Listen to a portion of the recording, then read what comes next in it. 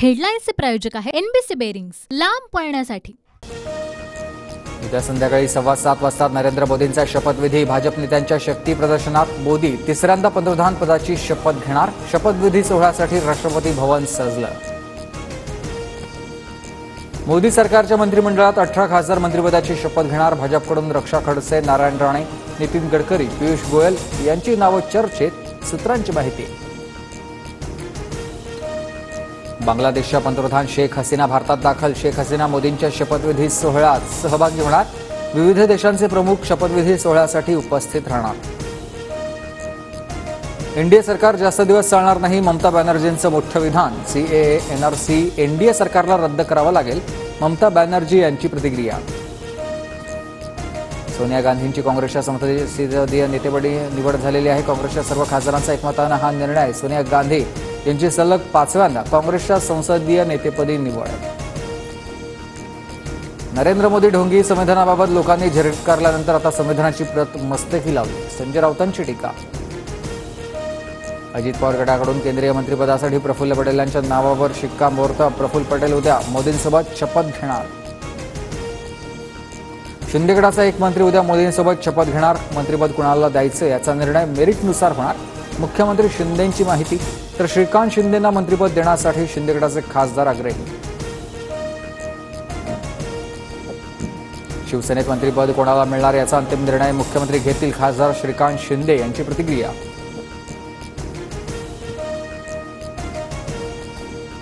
निराशेतून किंवा भावनेच्या भरात सरकारमधून मुक्त करा असं बोललो नव्हतो। माझ्या मनात स्ट्रॅटेजी होती, ती अमित शहांना सांगितली। उपमुख्यमंत्री देवेंद्र फडणवीसांचं वक्तव्य। ठाकरेंनी केवळ एका विशिष्ट समाजाच्या आधारावर आघाडी घेतली। लोकांनी ठाकरेंना कोकण आणि ठाण्यातून हद्दपार केलं। देवेंद्र फडणवीसांचा ठाकरेंवर निशाणा। महायुतीत काही ठिकाणी समन्वयाचा अभाव दिसला। मित्रपक्षांना नेत्यांना समन्वय ठेवण्यास सांगणार आहे। उपमुख्यमंत्री देवेंद्र फडणवीसांचं भाष्य। लोकसभा निवडणुकीत पक्ष फोडाफोडीचा अजेंडा चालला नाही। उपमुख्यमंत्री देवेंद्र फडणवीसांचा दावा। ठाकरे गटाचे 2 खासदार शिंदेंसोबत संपर्कात। 6 खासदारांना जमवून विकास कामांसाठी मोदींना पाठिंबा देणार। नरेश म्हस्केंच्या दाव्यानं खळबळ। नरेश म्हस्के अपघातानं खासदार, अंगातला ठिल्लरपणा कायम। एखादं मंत्रिपद मिळावं म्हणून शिंदे गटाची आदळआपट सुरू। नरेश म्हस्केंच्या दाव्यानंतर सुषमा अंधारेंचा पलटवार। महाराष्ट्रात काँग्रेसचं जास्त मेरिट, कुणाच्या सर्टिफिकेटची गरज नाही। नाना पटोलेंचं राऊतांना उत्तर। तर मेरिटच्या आधारावर जागाटप झालं असतं तर अधिक जागा जिंकलो असतो, पटोलेंचं वक्तव्य। देवेंद्र फडणवीस, एकनाथ शिंदेंना आमचा विरोध नाही। आम्हाला राजकारणात यायचं नाही, फक्त आरक्षण द्या, मनोज जरांगेंची मागणी।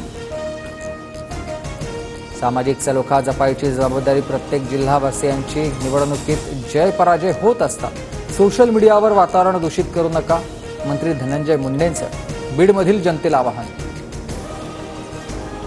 नेट निकालाची सीबीआय चौकशी करा। विद्यार्थ्यांसह कनिष्ठ डॉक्टर नेटवर्कची एनटीएकडे मागणी।